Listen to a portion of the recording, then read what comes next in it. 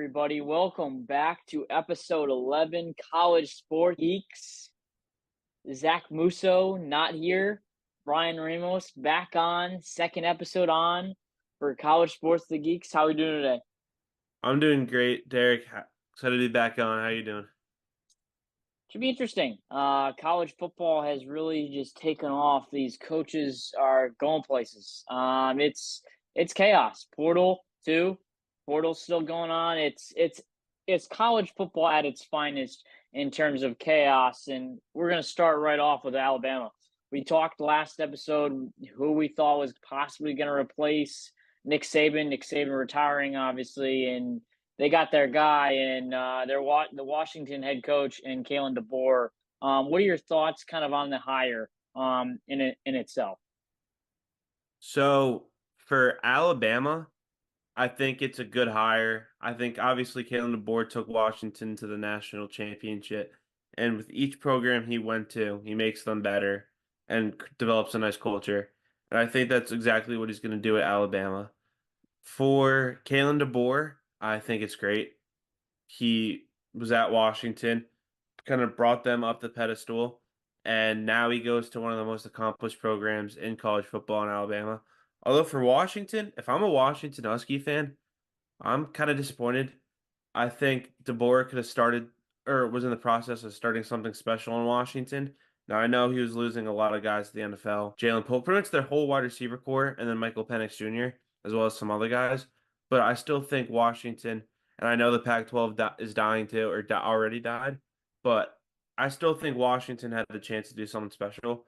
And I'm kind of, if I'm a Washington Husky fan, I would be mad that even though it's to go to Alabama, DeBoer still left. See, I think it makes complete sense if you're DeBoer going from Washington to Alabama. Number one, not necessarily because you're going to Alabama, but number two, as you mentioned it, Penix leaving, Dylan Johnson's leaving, Odunze is leaving, Polk is leaving, McMillan is possibly leaving. Pretty much like probably 75% of the offense is leaving. A bunch of guys have entered the portal, which we'll talk about later. But to me, it makes sense from that perspective. I'm a little surprised they go with DeBoer. I don't. There's been speculation that he was their number one guy. I wouldn't be surprised if he wasn't their number one guy. I just don't think he was their number one guy. You look at his track record. Okay, he was at he's the Indiana OC a couple years ago. Then he goes and becomes a Fresno State head coach. Then he becomes a Washington head coach. Now he's the Alabama head coach. He hasn't been at a place for very long. So I'm not so sure that, I mean, I think that's more of a concern than not. He's bringing in, some of his pieces, Ryan Grubb, his wide receiver coach at Washington, a bunch of guys from Washington. His biggest thing for me is get coordinators. The defensive coordinator position, number one, is the biggest thing that he's got to make. He's got to make a decision on that, and that has to be a slam dunk. But none of these coaches right now have been any SEC guys. They've all been from his past. I think that's a concern. But I maybe this is a hot take. Maybe it's not. I don't think DeBoer is as good as advertised. Yes, Washington had a great year, but has he shown? He has not shown in any of his previous stints. He's shown success, but he's not shown success for a while because he's left to go to the next place. That's my biggest concern. But, as you look at DeBoer, Tommy Rees is no longer with Alabama. Are you surprised at all that he's pretty much bringing everybody from Washington over to Alabama? And kind of just what are your thoughts there? Yeah, I mean, I definitely agree with that point that you last made about how yes, he has the success, but it's really the stability, and that's worrisome to me. And I think that is even more frustrating to be a Washington Husky fan. Is he could have had the stability and had the success there, but he kind of just jumps at the first opportunity to upgrade, and that's kind of why he went to Alabama. But to answer your question, yeah, Tommy Rees isn't there at Alabama. Uh, kind of, I don't blame Tommy Rees because I think in his eyes he thought he was a top candidate to get the Alabama coaching job, and he didn't. Tom Rees going to be the co-offensive coordinator at Georgia. I mean, that's I don't know what he's thinking in terms of that. I think that's a downgrade. I don't know if it was DeBoer who wanted him out or if it was Tommy Rees. Who do you think, I guess, wanted Rees not necessarily out, because I don't think anybody really wanted him to go necessarily. But what do you think it was more of a mutual decision? What do you think the process of Tommy Reese moving on from Alabama was? So I think it's mutual in the sense of Tommy Reese. Yes, that is a lateral move going from offensive coordinator at Alabama to co-offensive coordinator at I think Georgia. it's a downgrade, if I'm being Well, completely yeah, it's honest a with you. lateral move, but like I agree with you. But I think maybe he only took that because one, he wanted to leave Alabama because he was upset he didn't get the head coaching job there. And also Georgia, though, they're always disgusting offensively. Now they unfortunately have Trevor Etienne. So I think it can propel him. A national championship will always look good on that resume, and Georgia gives him the best opportunity to do so. And I think DeBoer kind of wanted him out, and two reasons. One, I think he wanted to bring his own staff in, and he's already beginning to do so. And I think too, because of how accomplished and successful Tommy Reese is, I think maybe DeBoer viewed him as a threat. And maybe DeBoer didn't do. I mean, I don't think Alabama's going to do awful. I think they're still going to be good, still be in the playoffs. But if Alabama doesn't have that success, I think DeBoer's time in Alabama could be short lived, and they go to Reese as replacement. So I think DeBoer, or I think it's more on DeBoer just wanted to build his own staff. Yeah, I kind of understand what you're saying. That last point of, I guess he didn't want Tommy Reese to be in the same setting because if he's gone, Tommy Reese was a candidate for the position in the first place, so he could get the job anyways. But I think it's the same scenario with Ryan Grubb. He was, possibly talk about him getting the Washington job. He ends up not getting the job. But sticking with Tommy Reese, are you surprised that he's going to be the co-offensive coordinator of Georgia? LSU has an offensive coordinator opening. That's a possible spot. I know Reddit and some sources, which I think this is hilarious. The Iowa offensive coordinator position is Oh, open. They wanted Tommy Reese to be the OC there. I just think the option for him to be the co OC at Georgia to me doesn't make sense. It doesn't make sense whatsoever because he's not going to have any of the play calling duties. It's you talk about why he went from Notre Dame to Alabama. He wanted to work with Nick Saban and possibly get a head coach. His dream, he said it multiple times. His dream is to be a head coach. I don't think this helps him in any shape or form. yeah, I agree. And I mean, as far as that Iowa job goes, it's on LinkedIn. So I might take my Madden playbook, build up my resume, and I might try to apply to be the OC for Iowa football. Yeah, it's crazy what's going on with Iowa, but you talk Bama, talk about DeBoer going to Bama in the transfer portal. It's crazy. It's crazy. Caleb Downs in the portal, Caden Proctor in the portal from Iowa. With those two top names, but there's more guys that are in the portal. There's center Seth McLaughlin entered the portal. He committed to Ohio State already. So air Alabama guys are entering the portal and it's going nuts. What are your thoughts just of all these guys kind of entering the portal, seeing what DeBoer has brought to Alabama and just not really, I guess, buying in or really wanting to stay because of what Nick Saban brought to the program? Yeah, I mean, this was kind of expected because as good as a coach as DeBoer is, he's not Nick Saban. No one's Nick Saban. So I expect players wanting to leave. But as a Florida Gator fan, and I can't believe I'm saying this, I actually feel bad for Alabama. I kind of think they're getting screwed in the sense where, yes, I know the transfer portal is crazy and it's getting crazier and crazier every year. It's ridiculous. I mean, I'll get into more why later, but Alabama is just losing prospect after prospect and their players on their team too. And if Nick Saban retire, and I think part of it of them getting screwed is because they had the longer season because they were in the playoffs. If Saban announced his retirement December 1st, I think they could have had enough time to rebuild this roster and get guys in the transfer portal. But now with such a short window, Alabama's getting screwed because the best recruits for Alabama to bring in from the transfer portal are the guys already that left Alabama. So like it's going to be very hard to replace Caden Proctor, who's only 19 years old, one of the best offensive linemen in the country. It's very hard to replace Caleb Downs, who was a safety and he didn't play like a freshman because of how damn good he was this past season. Like, and Caleb Downs is probably going to Ohio State, another Bama to Ohio State commit. But I just Alabama's getting screwed. I mean, I don't know how they can, and they're only going to keep losing players as time goes on. I feel bad for them because I don't know the level of competition of these guys still in the portal that are want to go to Alabama, and even then they're losing talent in that aspect.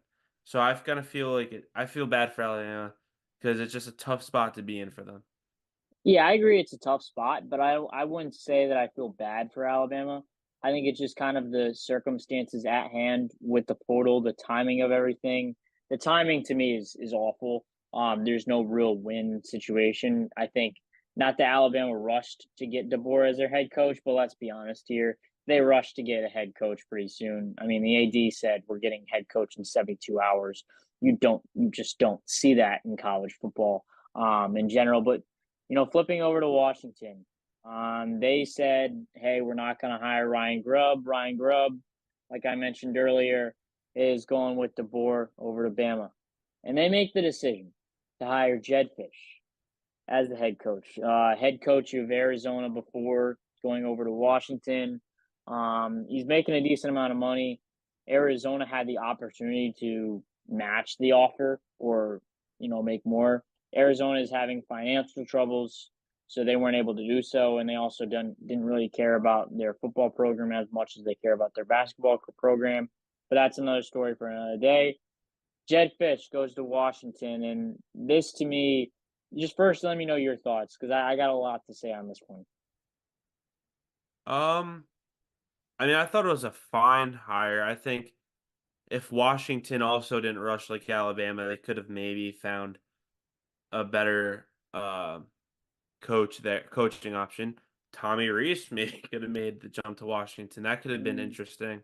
I don't think so, but would have been interesting. But as far as Jed Fish to Washington goes, I mean, this is another guy that kind of took advantage of jumping ship. I mean, he had year 3 in Arizona this past season was his best season in all of his coaching career. He went 10-3, won the Alamo Bowl. So Arizona clearly had a good year this year, and I'm excited to see how he does at Washington. He was like an interim coach for UCLA where he went 1-1, lost in the Cactus Bowl. And then his first year in Arizona was awful. They went 1-11. Then they were kind of mediocre and 5-7. Now the 10-3 at Arizona. So he's trending upwards. So I think he's only going to get better as time goes on. And I'm excited to see what he does in Washington. yeah, it's fair. I have two things. Number one, I think this if you're Washington and you're looking at a head coach, you're good right now. You'll be good next year. Why are we going after program builders? Wouldn't you want a coach to win now? That's my biggest thing. I don't think Washington getting a new coach, completely new system, completely new philosophy, getting him into Washington, yes, he's going to change this program, but do you really want change? Isn't always great. Change is good sometimes, but if you're heading in the right direction already, why are you changing philosophies? I think Ryan Grubb was the correct hire.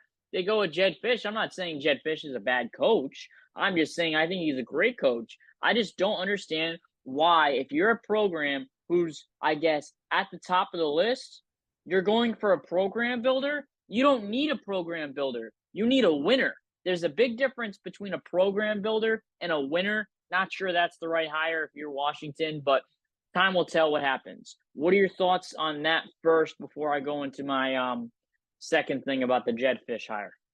Well, I think you kind of answered your own question with something you were telling me earlier, in the sense that of why you thought DeBoer left Washington is because 75% of their offense is leaving. And I think that's why a guy like Jed Fish could work in Washington is because 75% of their offense is leaving.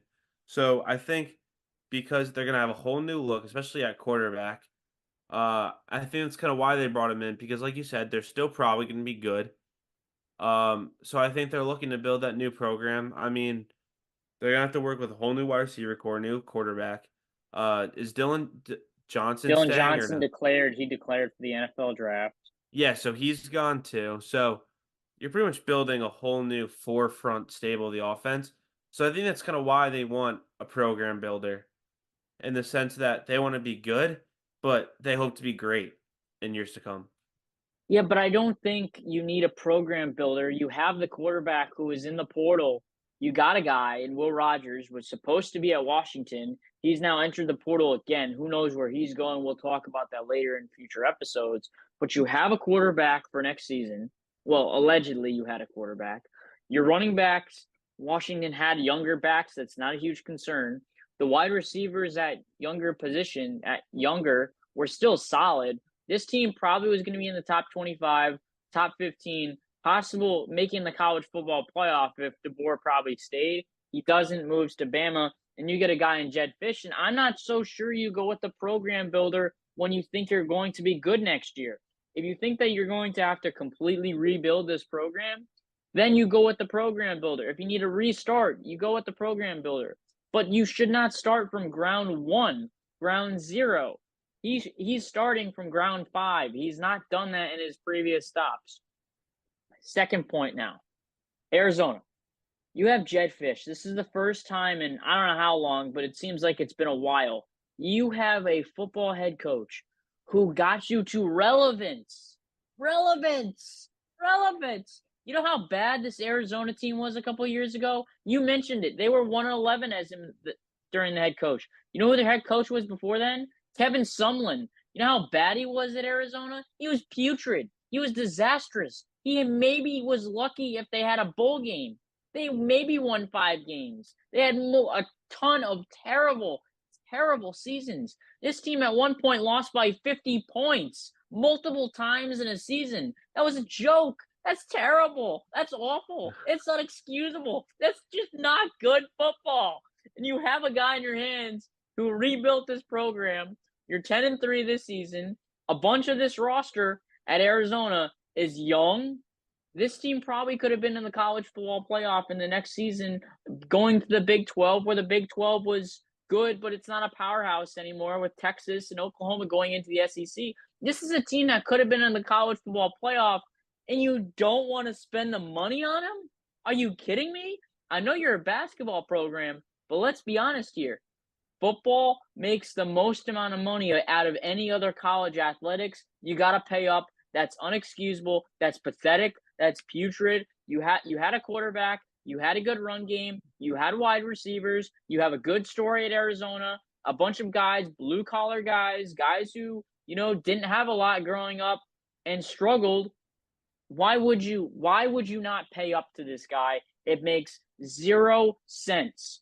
He was the guy that Arizona was able to be brought up to relevance, and they didn't want to re-sign him. Bad on you. That is bad on you. This team could have been in the college football playoff, and now who knows? Who knows what's going on with the portal? I would not be surprised if this Arizona team, half of them transfer out, because who knows what they are next year with the new Well, coach. didn't you say Washington was willing to match his offer? Okay. Washington had this. I don't remember the numbers off the top of my head, but I think it was around 4.2, 4.3, 4.4 in that range, maybe upwards of 5. Arizona was not willing to match that offer.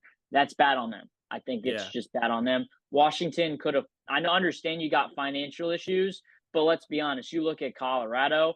Colorado had financial issues, and guess what? They still signed Deion Sanders for a reason. It did. Arizona's going to get butts and seats next year. I mean, they just beat Oklahoma in a bowl game, and that was one of the better bowl games this year. So I don't think money is as big of an issue as people make it out to be, because you're going to get it in sports. It's just a matter of, hey, are you going to have the balls to do it and figure out how to get money from your boosters and stuff like that? But to me, it's a disgrace if you're Arizona. Terrible job.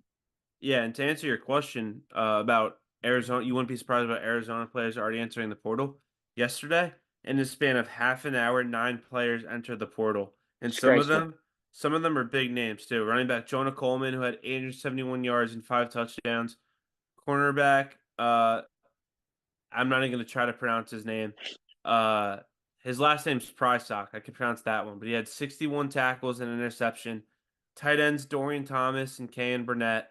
And then ESPN 300 ranked or top 300 ranked quarterback Demond Williams, who just signed in December for the 2024 class, as well as cornerback Jordan Shaw, who just transferred to Arizona, back in the portal. Wide receiver Audric Harris, who just signed in December, back in the portal. And then freshman offensive lineman Raymond Polito, who signed in 2023, is on the portal. So this just keeps getting worse and worse for Arizona now. And like you said, they were close to the playoffs. Now with the 12-team playoffs, they might have been in it. And now uh they're looking like they're taking a step back down. So it's not good news for Arizona football in Tucson, Arizona. Yeah, they just gotta hope that their quarterback stays because their quarterback, they had quarterback issues. Their backup quarterback, from Honolulu, Hawaii, Jaden Delora, entered the portal earlier. He committed, I believe he committed to UNLV. He committed somewhere. They got to keep their starting quarterback.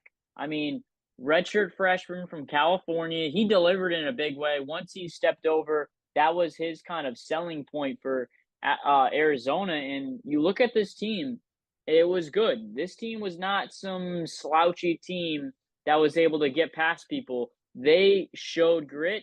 I don't know how much you watched of that bowl game, but this was a team that I looked at this team and going up against an Oklahoma team where both teams are young and experienced, but this is a team that I really thought was going to be in competition for the college football playoffs. So it's just sad to see this turmoil happen for Arizona. Yeah, I mean, I last heard that Noah Fifita, their quarterback, and McMillan, their wide receiver, are both staying in Arizona. So that's good for them at least. Yeah, at least hopefully those guys will continue their commitment and stay. But as you look at it, though, Arizona, they hired their coach. They hired Brent Brennan, coach from San Jose State from the Mountain West, which obviously, as you guys would watch this podcast, I'm very familiar with the Mountain West, being a Bronco guy. But to me, this guy was an okay guy. He was a good coach. He wasn't special. I think this is more of like a okay, let's try to continue our success type of hire. I'm just not sure he has the passion, the energy, the connections that Jed Fish has in terms of recruiting. But I mean, it should be interesting to see what happens with Arizona. What do you make of the hire, hiring Brent Brennan, who Mountain West, so from the West Coast guy, but doesn't have a ton of connections just based on not doesn't have NFL caliber connections. Yeah, I mean, that's obviously, I think it's a fine hire. We'll see. But I think really, especially now in the days of social media and NIL and portal, those three things, I think obviously having connections is very important now, so more than ever. So that could be worrisome. So I think they really just have to hit on the recruits they already have locked in and everything starts with a culture now too. If like the players want to play for you and you're putting together wins, it doesn't matter what connections you have. You'll draw talent in. So as long as you can start with those basics, I think they'll be good. Yeah, and I mentioned Jaden Delora enter the portal. He committed to Texas State, not UNLV. So he committed to Texas State. So I guess kind of a downgrade for him, but being a backup quarterback at Arizona, he wanted to get a starting job. But portal erupting. Any I guess thoughts on the portal in general? I know you got something to say about your guy playing another year at Miami. So Yeah, well, he's not my guy because I'm a Gator fan, not a Hurricane fan. But Cam McCormick, I said it in the chat. Him getting a ninth year of eligibility is ridiculous to me. He is 25 years old and he is in his ninth season of college football. 9 years ago, I think I was in my last year of middle school.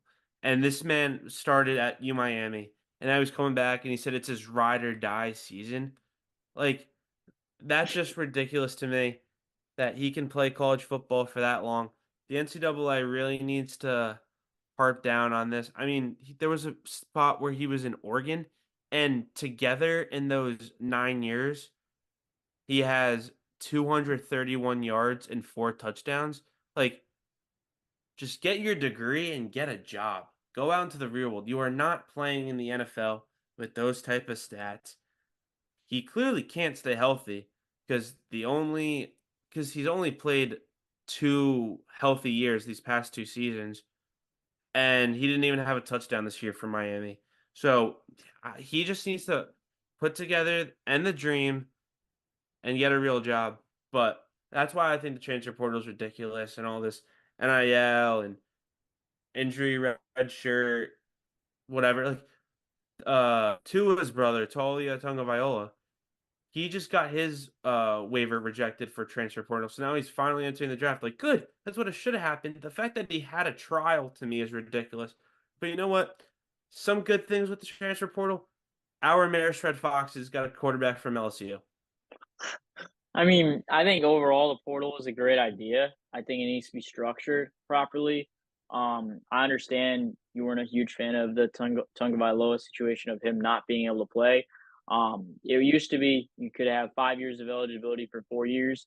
I think now it's kind of just chaos. I think at this point you can make it a certain amount. I think 6 is the max that I would have. But some fun facts about your guy, the Miami tight end who's staying another year. So during that time, Marcus Mariota was still in college at the time, and he won the Heisman Trophy that year. So it was a while ago. Lincoln Riley was the offensive coordinator at East Carolina and just took the job at Oklahoma. So crazy world that we lived in. Mark Richt, you remember him, head coach of Georgia? That happened a while ago. So I mean, Steve Sarkisian was a coach at USC. Steve Spurrier, he was still a coach at South Carolina. I mean, Les Miles was the head coach of LSU. I mean, these sound like the golden days of college football. I mean, your guy Jim McElwain just got hired at Florida. I know you have a lot. McElwain. I know Oh my God. you're a big fan of him, but you look at the same recruiting class as this guy and talk about names. Pretty much everybody that I'm looking at on this list that I have is got drafted in 2019 or 2020. Same recruiting class as Dexter Lawrence. Do you remember? Imagine if Dexter Lawrence was still in college right now. I Yeah, mean, Jalen Hurts and Jesus. Nick Bosa too. Jalen I Hurts and mean, Nick Bosa. Are you kidding this me? is ridiculous. Jalen Nick, I Hurts went mean, to a Super Bowl before he could make his thesis before Cam McCormick could finish his thesis of capping. Like this is ridiculous to me. How many degrees is he even gonna have? Two, three? Like well, you look at it 9 years. I mean, you'd hope that you'd have at least two. Maybe he's going in for maybe he's going to become a doctor. So I mean, if he's going to become a doctor, it takes a while, but I mean, still nine seasons. I think is a little overkill. We know some of our friends who can graduate in 3 years, so Mhm. trying to graduate in 9 years is a little bit of a stretch. But as we look at this transfer portal, college football, what are your final thoughts? Okay, so I do think the transfer portal is ridiculous, but I'm fine with it. I think it definitely needs to be structured. Also, COVID is a main reason why these guys can get 5 years, 6 years, 7 year careers because of the COVID Or canceled nine? season. Or nine, yeah. But no, I agree with you. I think 5 years of eligibility with like the medical red shirt is perfectly fine. I also want to structure. They need to structure. I think like waiver eligibilities because Devontae Walker was only allowed to play like pretty much half a season for UNC, and in that half a season he was pretty good with Drake May. I think if he played a full season, it would help his draft stock even more. And top guys like can just transfer wherever they want and have their sit out year exempt waiver. So I kind of just think it's unfair, and I think the NCAA kind of pick and chooses who can get a Yeah, waiver exempt and not. So I think they need to tighten up on that as well.